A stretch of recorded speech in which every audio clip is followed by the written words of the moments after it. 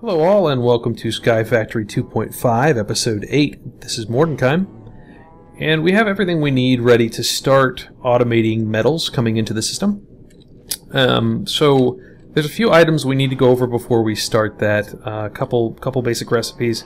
We've decided, or we have to, use the ender fluid conduits as opposed to the pressurized fluid conduits because they are filterable for this. So I'm going to quickly go over that recipe. That is just vibrant alloy inside the old pressurized fluid conduit recipe, so it's not a whole lot different, but it's worth noting. And I also have these capacity cards that we're going to need, and that is just a basic card with a Certus quartz crystal, and the recipe for basic card is just gold iron around a calculation processor. So fairly simple, but something we're using anyways, so it's worth talking about. And that is basically it. So let's go ahead and go up and get started on it. There is one thing we're going to need, and that is, let me see if I can get on this thing to travel up. There we go. That is, we're going to need iron in a bucket. So what I'm going to do for this is I'm just going to show the automation of iron, and then I will do the rest of it off camera. So that's just to save time because we'll be doing the same thing over and over again. But in order to get iron in a bucket, one way to do it is to melt it in a smeltery, like so. Place your bucket into a casting table like this, and then empty it in, like so. And that should put 1,000 millibuckets into that bucket. Takes it a little bit to pour that out, but there you go. So it'd be similar to making a cast, but instead of making a cast, it makes a molten iron bucket. And we're going to use that in order to set the filter. So what we want to do is we want to make sure that we don't have any metal interactions. So the ones we really need to be worried about are iron and nickel, because that makes Invar. We want copper and tin, because that makes bronze, and then we've got copper and aluminum because that makes aluminum brass, and we've got silver and gold because those make electrum, and we want to make sure that none of those are in the same smeltery. So we'll do that as part of it, and we'll go over it when we get back. So first of all, let's set this up where it will accept iron, and we'll create this. This will be our iron processing smeltery. So we want to take our fluid conduit, and we need to have our wrench ready. So let's take our fluid conduit here, and then we'll click this side, and we want to extract only. We want to set it active, and then we're going to set our iron bucket there, which will set iron bucket to the whitelist. So it'll pull molten iron out of our furnace or smeltery, and it'll put it in here. This one needs to just be set to insert. No reason to filter that because it won't come in. So if iron won't come in, it'll be able to put it in. So the only thing that'll be in this tube at any time is iron. So the other thing that we've done here is now I've set the conduit to come up. This is a dense conduit which has 32 channels, and then we have 8 channels going off each tip of it. So we're going to need that in order to have enough channels to do all the import buses, because we're going to need an import bus on every single one of these casting basins, and we're also going to need export buses on the controllers. So it's going to be more than 8, and this should give us more than enough. So we're going to be using the center channel for now, and I'm going to take my smart cable off of that, put it here, and then we'll put our first export bus here. And this is where we'll be using our capacity card. I also need to break this connection, so we don't want anything coming into that. So this will just work to here. And then what we want to do is I'm going to need our 3 types of iron dust. Let me grab them from downstairs. So let's say iron, and I need, we've already got dust here, so I'm going to put this in here. I just really need 1 piece of that, 1 piece of that, and 1 piece of that. So those are all the different types of iron that we got from our compressor. We'll come up here, and on this we'll have to put a couple capacity cards in, and that's to make these spots open up. And then we can take our 3 types of iron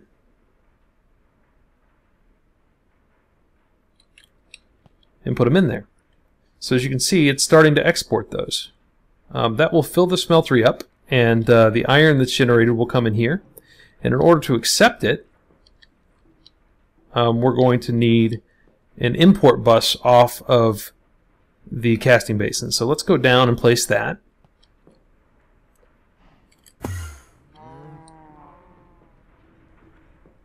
Okay, so there's that, and this is the casting basin we set up.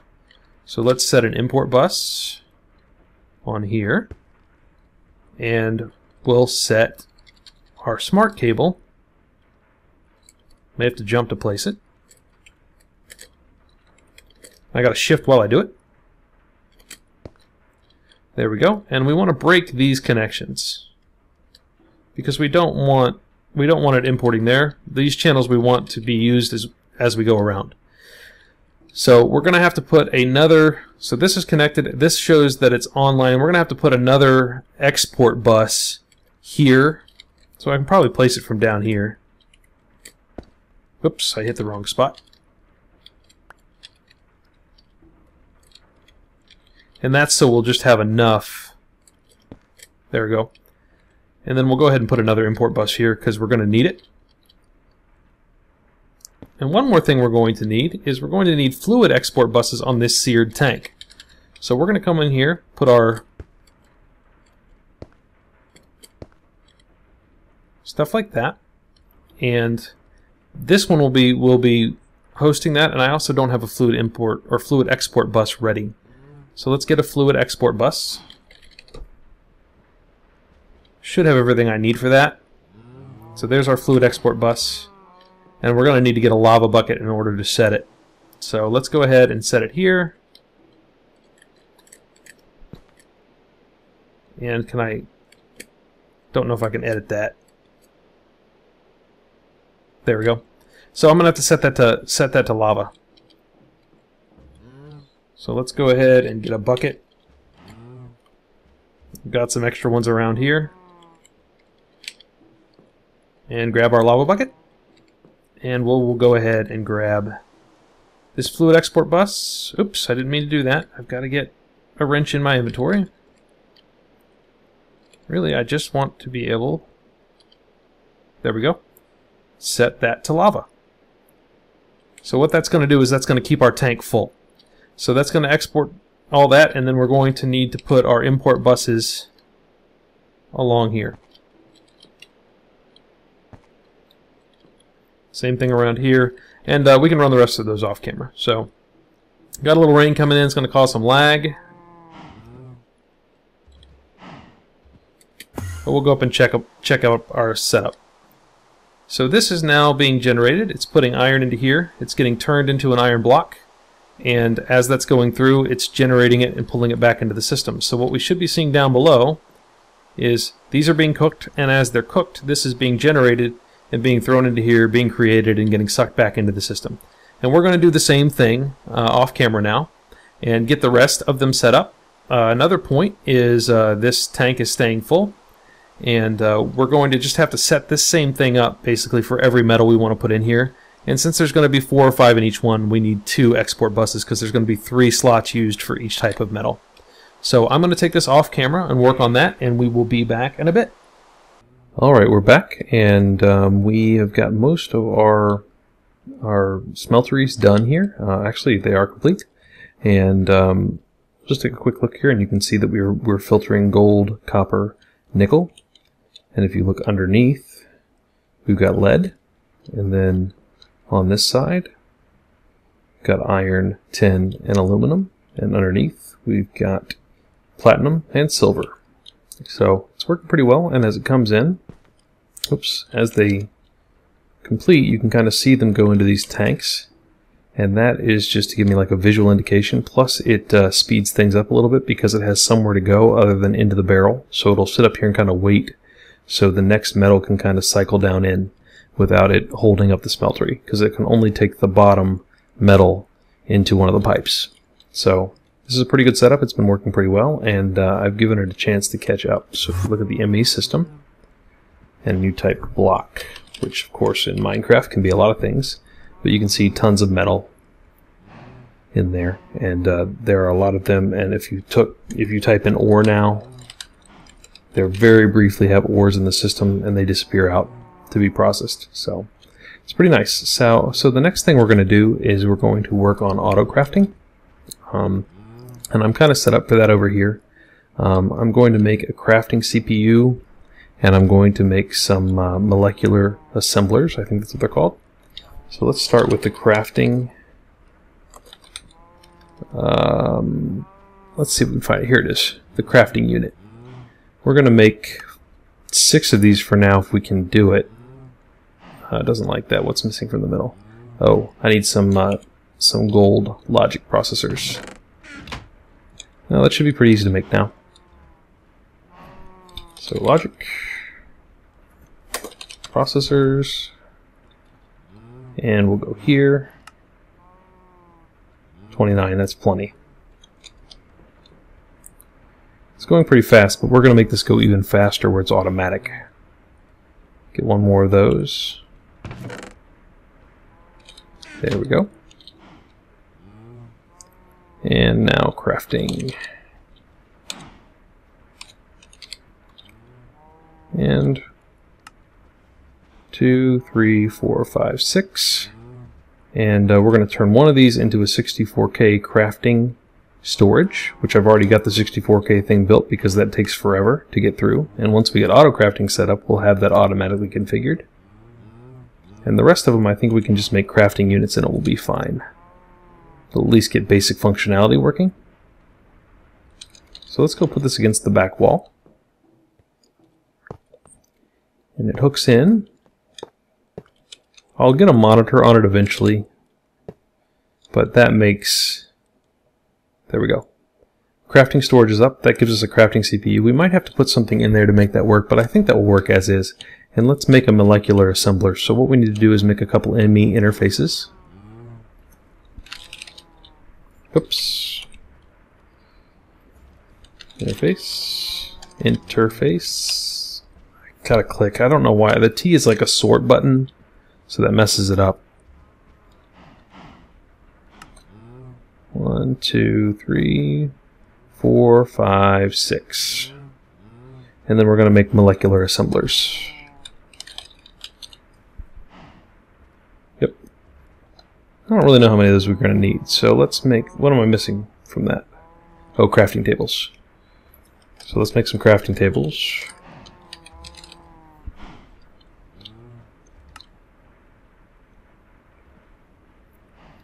Make sure we make plenty of those.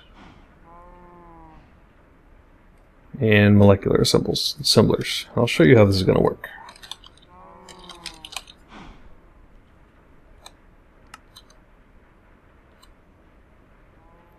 Looks like I'm out of formation cores.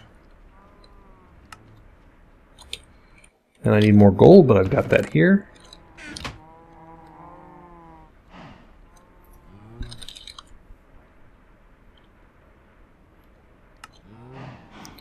I want to make 10 or 12 of those, so we'll make sure we have plenty of each. Alright, and boom. Okay, 15. That should be plenty.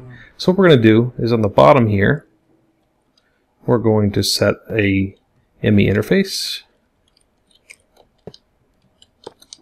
And then we're going to set the molecular assembler around it and above it. And then we're going to put an interface on each side.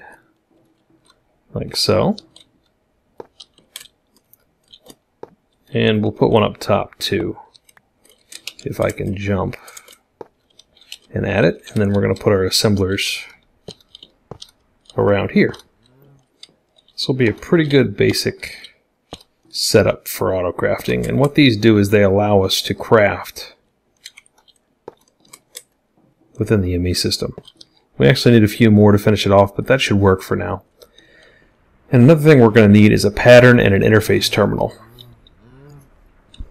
So pattern terminal.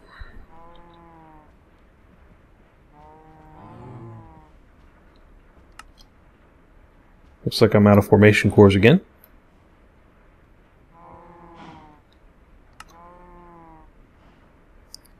Okay, so pattern terminal. ME terminal. Then we need an ME crafting terminal.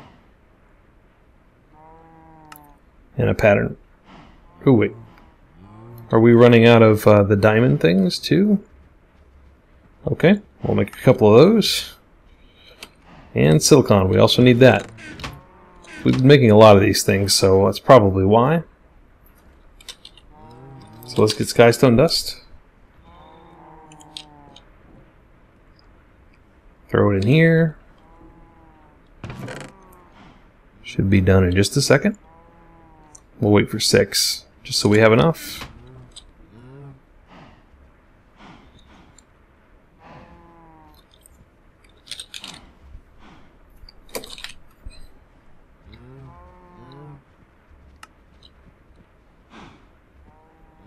Okay, and we'll make that.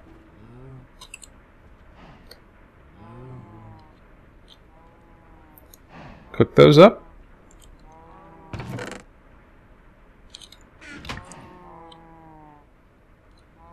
And now we should be able to make our pattern terminal.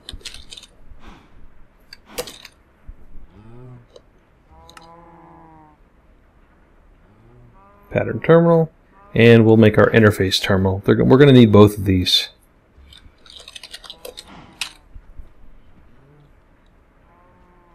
I will need one more of those.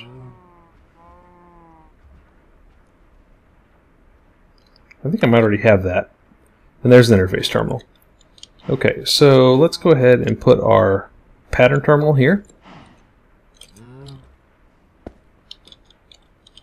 Interface terminal here. So what the interface terminal will give us is we now have a molecular assembler where we can put crafting patterns in here, and the pattern terminal makes it where we can encode patterns. So we'll do one of those, and I can do the rest of them off camera. So let's make a pattern, a blank pattern. We should have everything we need for that. Oh, we're out of iron ingots. We've got plenty of iron blocks, though. So we'll make plenty of those to go back in the system. And the beauty is we'll have these in crafting patterns soon, so it'll be able to get them if they're needed. So that will make things a lot easier. It's one of the reasons we're doing this. So let's do blank pattern again. And we'll make some of those. And we'll put them in the pattern terminal. So a good example is we want to make iron from iron blocks. So what we want to do for that is we will take our iron blocks. We'll put one in here. And that will turn into 9 iron ingots. So this is how we want to encode it. Now that that pattern is encoded, we go to our interface terminal and we drop it in. And if we look at iron ingots now, and we take it all out of there, we now have the option to craft it. We drop these in. So if I want to, I can say craft, let's say 10 of those. It'll send it to the crafting unit, which is all set up in the crafting CPU. We hit start, and we'll come in, and it will craft 18 iron ingots. So I'm going to take that offline, and I'm going to get a lot of our basic metals set into crafting patterns, and that will probably be our next step.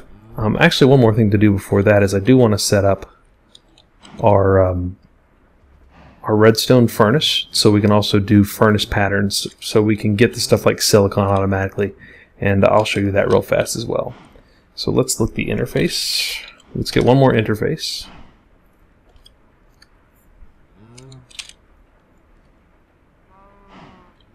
And I'm going to use this, well, I've got to make one of these to do that anyways. So one of these, and then we'll take this. And then I've got a redstone furnace already made in here.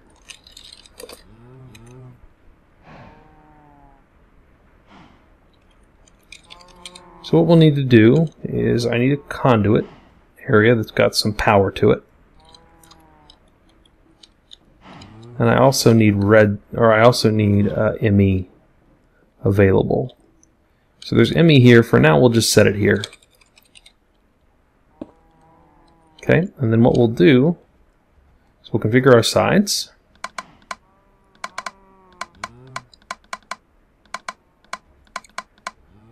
And this will just be a different type of pattern.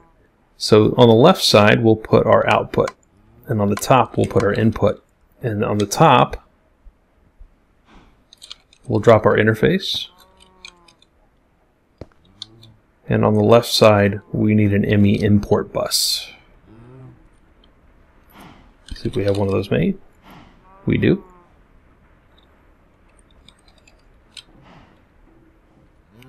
So now that interface, let's make sure we've got enough channels to run it. That's online, and that's online. So now, if we wanted to make this where it will auto craft silicon for us, we'll go to our pattern terminal and we'll switch this to a processing pattern. And we'll bring up skystone dust. And then we'll bring up silicon. Do I have some over here already? I do. And we'll put one piece of it in the pattern terminal. Right there. So that tells it that skystone dust will be turned into silicon. So we take that pattern that's been encoded, and we go to our pattern interface terminal, and now the redstone furnace will show up, and we drop that in. So now if we want silicon, it says we can craft it, and we'll tell it to craft 10. Oops. I need to actually hit start. Tell it to craft 10, hit next, hit start, and you'll be able to watch over here. It starts making silicon. And since you've got the import bus, it'll pull it back in the system. So it sits there and it'll wait on this to complete. And so off camera, I'll be setting up patterns to do all of this, where we can auto cook and we can auto create metals, and we'll be back after that's complete. Alright, we're back, and we have a lot of our patterns done here, as you can see, making a lot of progress along those lines. And I found a good opportunity to show the power of this and kind of move us on to the next step, and that is I'm trying to, well, I've noticed that there's a lot of lag starting, and I believe it's from our over-ambitious power setup, so I'm probably going to try to consolidate this into some of the 64 times generators. So these are the ones that I'm looking at getting to, the lava one. But it takes some pretty advanced blocks to get to this point. So I need to get to where I can make a transfer node energy, and for that I need a QED.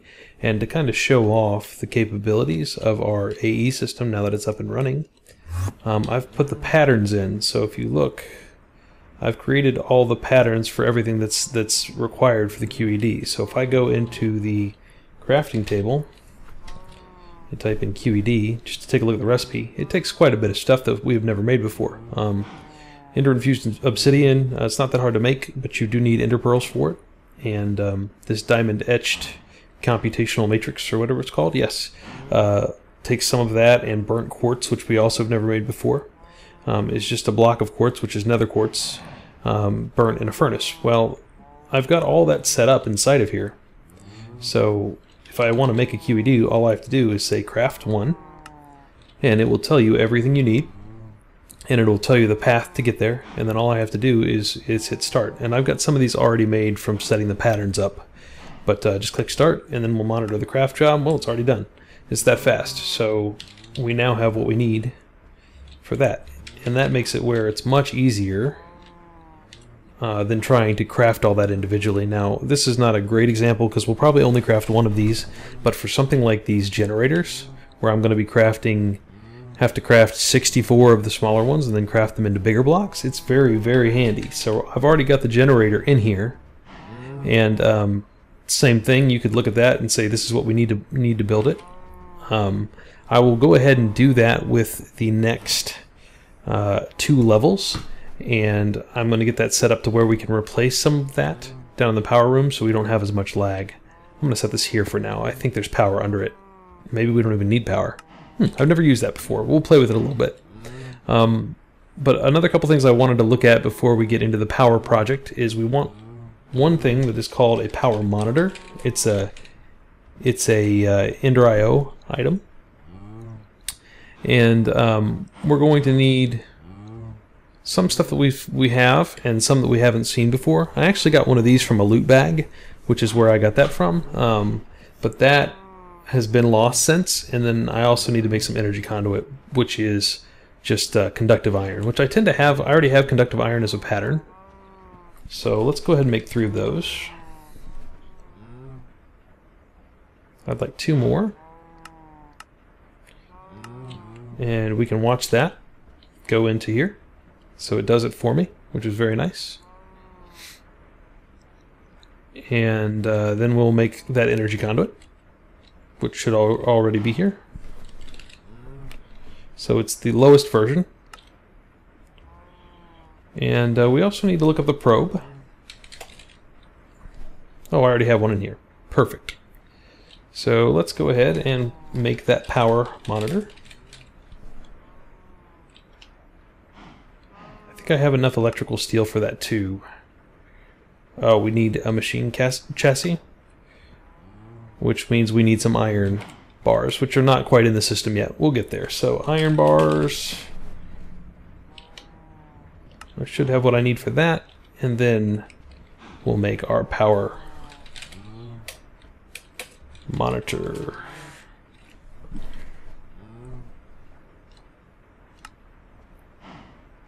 And that should be everything. Oh, the probe didn't show up, so we'll put the probe there.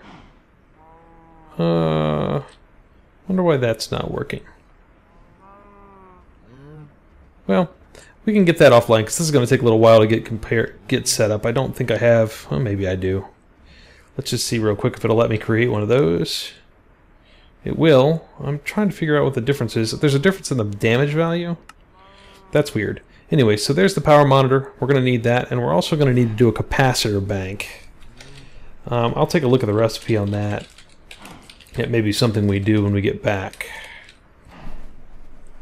Because if I look at like a vibrant capacitor bank, which is the highest one, I'm going to need a couple octaditic, and I might as well make one of those. So I'll get the things together for that, and I'll probably get these capacitors in as patterns, and then when we get back, hopefully we'll have everything we need together to start the power project. Okay, we're back, and I wanted to go over these last couple recipes, and then we're going to wrap this episode up, because we are getting close to time.